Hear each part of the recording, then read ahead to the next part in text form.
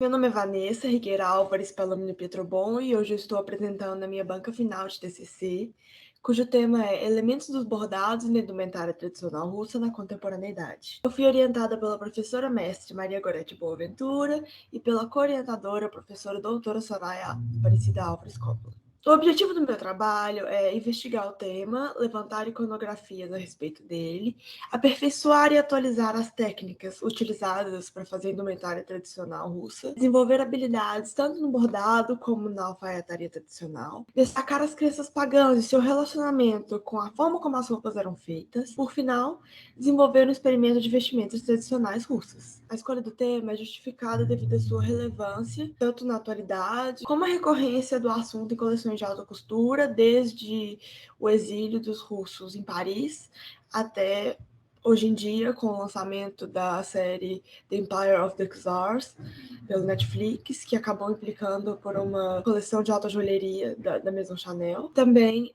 devido à escassez de pesquisa, principalmente em português, acerca do tema, justificada pela falta de saída de material para o exterior. A vestimenta tradicional russa sofreu influência, em todo o período estudado, de guerras e invasões, tanto do Império quanto ao Império. Também pela diversidade de povos e a migração entre eles, e as culturas, as crenças, que acabavam modificando a vestimenta tradicional. Teve uma influência muito marcante da Pérsia no desenvolvimento da indumentária tradicional russa, por causa da tentativa de aumentar seu império, tanto na Mongólia, na China, em Constantinopla. O filme Anastácia, de 1997, eu escolhi o tema também, porque eu sempre amei o filme e desde pequena eu assistia muito. Eu comecei a desenvolver pesquisa a respeito do tema Revolução Russa, os Romanov, etc. Com a Revolução Russa, os apoiadores da monarquia e os granduques, as granduquesas migraram para Paris e muitos deles não sabiam fazer nada. As mulheres, principalmente, sabiam bordar. Então, elas acabaram sendo contratadas pela Maison, principalmente Chanel. Foi criado o ateliê Kitmir, pela Grã-Duquesa Maria Pavlovna, que era filha do Grão-Duque Paulo, para essas mulheres russas começarem a bordar e gerar uma própria renda. Eu coloquei essa frase aqui que eu achei bacana para representar meu referencial teórico, que é a conveniência do uso da vestimenta tradicional russa para arar a terra e habitar as regiões gélidas do deserto de Gobi, fez com que a roupa europeia fosse muito pouco usada no domínio russo até a Revolução. Isso fez com que a Rússia desenvolvesse uma moda paralela à da Europa Ocidental. O que acontece? Por mais que Pedro I tenha, o czar, ele tenha tentado ocidentalizar a vestimenta típica russa, fazer com que os russos usassem as roupas em voga na Europa Ocidental, não teve muito sucesso, porque a Rússia era majoritariamente de campesinato. Eram pessoas que aravam a terra, e aquelas roupas cheias de espartilho, apertadas, desconfortáveis, além de não esquentarem, acabou que eram extremamente desconfortáveis, não permitiam a liberdade de movimento para os agricultores, né? Como a roupa tradicional permitia. Então, Pedro Grande viveu de 1672 a 1725. Ele tentou fazer a reforma da vestimenta tradicional russa. Ele colocou a vestimenta russa tradicional, né, como pauta dos governantes. E principalmente a sucessora dele, a Catarina Grande, fez um uso muito inteligente disso, porque Pedro tinha pensado que a vestimenta seria uma forma de gerar uma identidade devido àquela grande quantidade de povos, habitantes do Império Russo. Então, se você aglomerasse eles todos dentro da identidade de russo, você tanto colocaria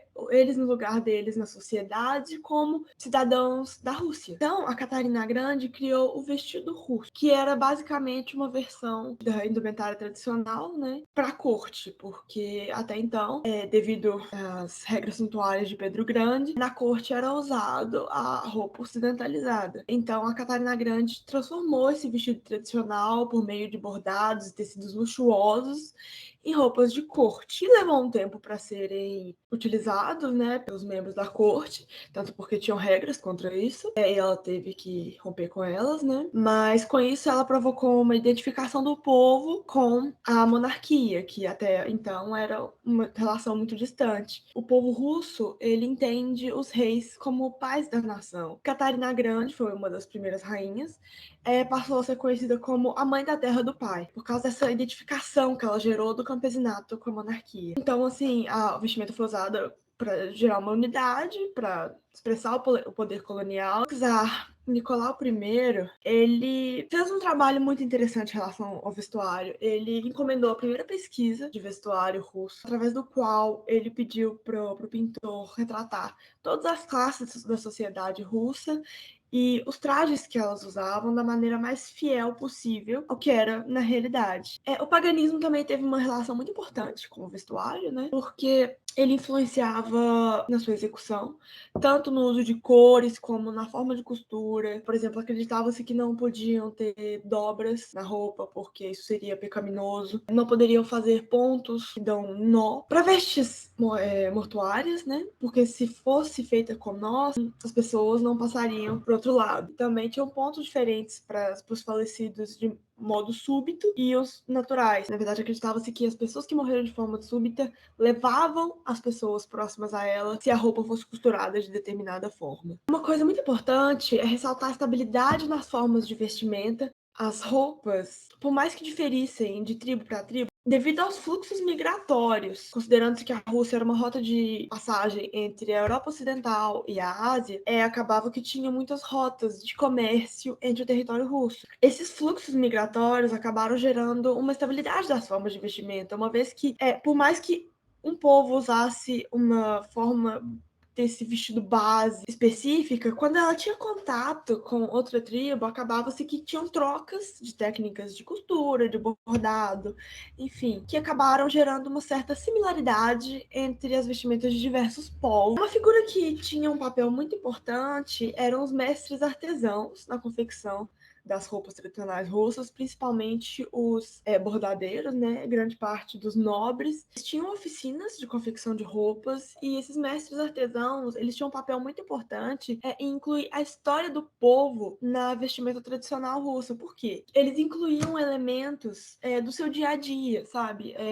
Ícones, imagens que representavam o que eles queriam representar, como pássaros representam felicidade, romances representam alimento, ou cenas do dia a dia mesmo, flores, que eram coisas comuns no seu dia a dia, enfim. Isso acabava representando a história do povo, por mais que fossem roupas feitas para nobreza. Com a mecanização da indústria têxtil, vários processos passaram a ser feitos na indústria, né? Por mais que a Rússia tenha demorado para incluir a mecanização na manufatura, os habitantes dos povos, enfim, mais distantes de São Petersburgo, Moscou, etc., incluíram relativamente cedo o uso de tecidos industrializados, principalmente oriundos da China, que era mais próximo muitas vezes do que as principais cidades russas. Conforme o modo de vida mudava e acelerava, começou a criar uma demanda por mais roupas, enfim, uma velocidade de produção maior do que era quando era feita à mão pelos mestres artesãos. Então, acabou se criando indústrias têxteis na Rússia. Os mestres artesãos, provavelmente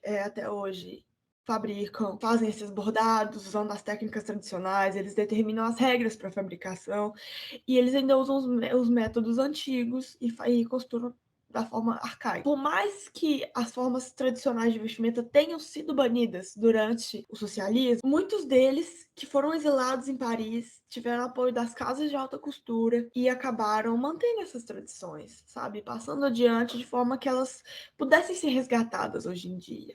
Tratando especificamente do bordado tradicional russo, a Maison Chanel teve um papel muito importante, uma vez que a Gabrielle ela namorou o duque Dmitry Pavlov, que era irmão da Maria Pavlova, fundou o ateliê Kitmir junto com a Chanel. É um ateliê que existe até hoje, que é apoiado pela Chanel e que transmite essa tradição do bordado russo até hoje. Acabou que um tipo específico de bordado que era realizado lá acabou sendo conhecido como Kitmir. Mas considerando a fundação do Império Russo pelos persas, entende-se muito a forma da vestimenta, a decoração rica, principalmente das famílias mais abastadas. Muitos motivos figurativos eles eram utilizados para representar um significado religioso e folclórico, tanto na vestimenta das pessoas mais simples no interior da Sibéria, como nas grandes cidades russas, né? Muitos motivos eram usados nos bordados devido ao seu significado religioso e folclórico, uma vez que aquelas pessoas passavam grande parte do ano na neve, com solos congelados. Então, eles usavam os bordados tanto para bordar roupas como tapetes, e eram colocados nas paredes das casas para trazer um sentimento de alegria, de conforto, em meio àquela, digamos, imensidão branca e aquele frio siberiano. Eu queria ressaltar aqui um tipo de bordado. É uma forma de bordado chamada de aplicação, que consiste basicamente na costura de camadas de tecido ou papel, ou enfim, outros materiais que eles tinham, sobre as vestes. Apenas o vestido de corte preservou a cauda bordada, uma vez que os campesinos não tinham condições de ficar usando cauda. Não dá para você arar o campo ou andar na neve com caudas bordadas, entendeu? Além de não ser prático, dificulta a movimentação, enfim, estraga o bordado. Gostaria de fazer uma relação entre as técnicas de modelagem utilizadas na execução da roupa tradicional russa, no período estudado, com as técnicas utilizadas hoje em dia. Na verdade, as técnicas de modelagem estavam da volumetria para gerar tanto aplicação de triângulos na lateral das roupas, tanto para evitar um desperdício, reduzir a quantidade de costura necessária para fazer uma roupa, como para gerar volume e, digamos, aumentar o tamanho da roupa, tanto para propiciar que sejam colocadas outras camadas de roupa, que é uma característica muito importante da indumentária tradicional russa, devido ao frio. Mas hoje a inserção de triângulos e nesgas ela é importante por conta apenas estética, uma vez que a nossa confecção de roupa não é mais limitada pela largura do tecido, uma vez que esta é padronizada pela indústria. Na Rússia antiga, digamos, monárquica, como o tecido era feito da largura que seria feita a roupa, e manualmente era muito evitado que fosse desperdiçado tecido, porque levava muito tempo para ser feito. Então, ele era feito com o uso de retângulos, triângulos e círculos para gerar todo esse volume para caber a pessoa dentro.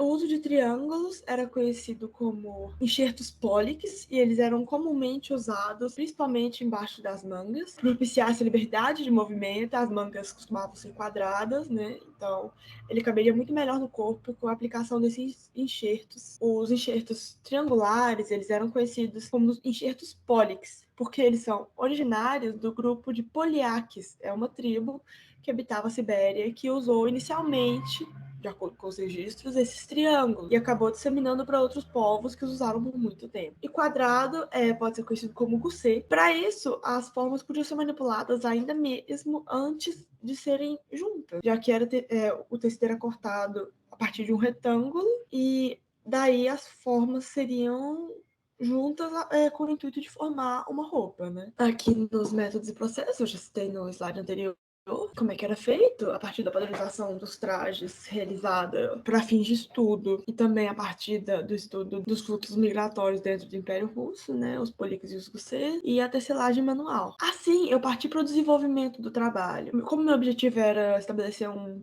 estudo da indumentária tradicional russa, digamos, adaptando-a para o momento contemporâneo do século XXI, eu comecei a estudar ícones, além dos textos russos, né, que contam a história russa, da indumentária tradicional russa. E aí eu cheguei a alguns desenhos que seriam interessantes para o desenvolvimento da minha pesquisa, dividi eles em famílias. Essa é a família abóbada, que foi inspirada principalmente nas abóbadas muito comuns na arquitetura russa, né?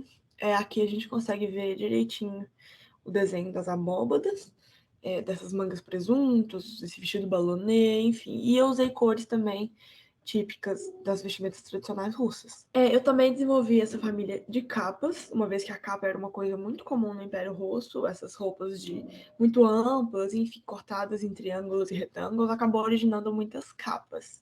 E eu também desenhei essa família de bordados, né, que foi inspirada nos bordados que eu pilotei ainda durante a fase anterior do TCC, e essa é principalmente inspirada no Kremlin, que é o parlamento russo, e as suas cores. E também desenvolvi essa família tradicional, baseada principalmente nos cortes tradicionais das roupas e nos volumes, mas não necessariamente utilizando-se da modelagem tradicional russa, enquanto o anterior usa-se bastante dela. E aí eu parti para a seleção, nas peças que eu iria confeccionar. Eu selecionei, no caso, o vestido Kremlin, que seria todo bordado, e da coleção de bordados, né? E esse casaco da coleção tradicional, que ele é inspirado nas formas tradicionais da vestimenta tradicional russa. Então, eu consegui pilotar essas peças a partir da adaptação da modelagem tradicional russa, de forma a tornar ela assimétrica, com esses detalhes que eu acrescentei, por exemplo, o recorte ombro a ombro no vestido Kremlin. E aí eu passei para fazer um desenho digital para ter uma ideia de como ficaria no corpo. Aqui no desenho do meio já pode-se ver os desenhos finais que seriam feitos através do bordado em amarelo. Foi necessária uma segunda adequação nas vestes que eu estava fabricando ao longo da execução do trabalho, porque constatou-se que eu não teria tempo de acabar os bordados. Então, foi necessário tirar o bordado da gola do casaco tradicional e tirar os bordados em semicírculo na calça do vestido Kremlin, uma vez que a parte de cima já exigiu de mim 92 bordados. Aí, esses triângulos no vestido Kremlin seriam feitos de aplicação, né? E essa diferença de cor dos meios círculos também seriam feitos com aplicação e a parte central deles bordada. E aí eu passei para a execução das peças finais, né? Que eu concluí, eu realizei esse editorial. Então, a minha modelo está aqui usando o vestido Kremlin, que foi necessário fazer o uso de um forro, como vocês podem ver, tanto no vestido Kremlin como no casaco vermelho, para deixar um acabamento melhor. E acabou que essa modelagem tradicional russa usada no vestido Kremlin e tanto no casaco também, acabou originando uma espécie de godê. Por mais que não fosse godê inicialmente, fosse uma aplicação de triângulos, enxertos laterais, centrais, enfim, e retângulos. No entanto, a parte central ela ficou um pouco mais alta do que seria se fosse um godê tradicional, né? Também foi usado as nesgas, a calça do vestido Kremlin, né? Que descobriu-se ser uma prática muito comum na vestimenta contemporânea do século XXI, né? Que é a aplicação de negras com objetivo estético. Aí aqui no casaco, né, vermelho. Aqui eu gostei muito dessa imagem porque é visível o triângulozinho embaixo do braço dela que tá mais acima do outro. Dá para ver certinho o enxerto polique que eu usei no casaco. E também é interessante porque nessa figura fica bem visível o uso do drapeadinho que foi necessário fazer nessa calça wide leg ou ballonê, ou como vocês preferirem chamar, antes do bordado, né?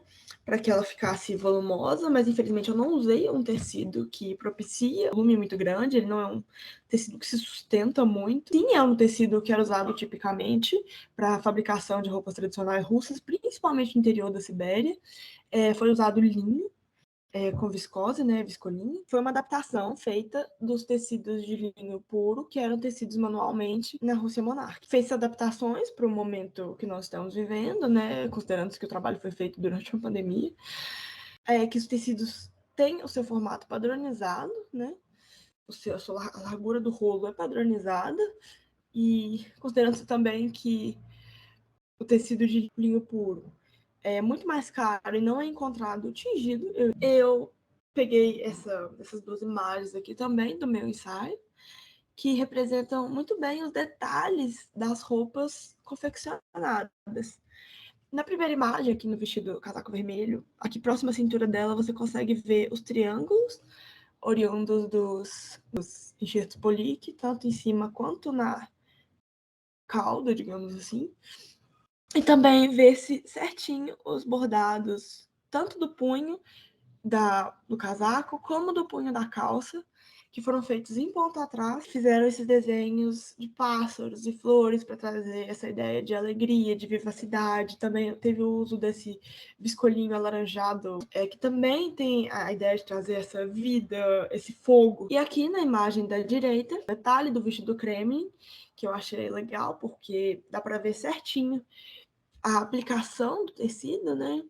E a rusticidade que ficou a roupa. Foi aplicado sobre o tecido amarelo esses meios círculos verdes, e sobre os meios círculos verdes foram aplicados esses meios círculos laranjas avermelhados. Sobre esse bordado, esse meio círculo laranja, ainda foi feito um bordado usando um barbante, que foi coberto com essa linha do mesmo tom de verde do aplique. Também foi feito algumas adaptações, né, para fazer as roupas serem passíveis de serem utilizadas e modernizadas, né? As calças foram feitas, como dá para ver aqui no slide anterior, segundo a modelagem típica usada no século XXI, né? Não foi feita com base no vestido russo como as partes de cima, mas foram feitas também modificações para que fizessem deles peças atuais, como, por exemplo, a assimetria no casaco vermelho e o detalhe do recorte ombro a ombro, com os triângulozinhos do vestido Kremlin. E eu gostaria muito de agradecer pela oportunidade de apresentar esse trabalho hoje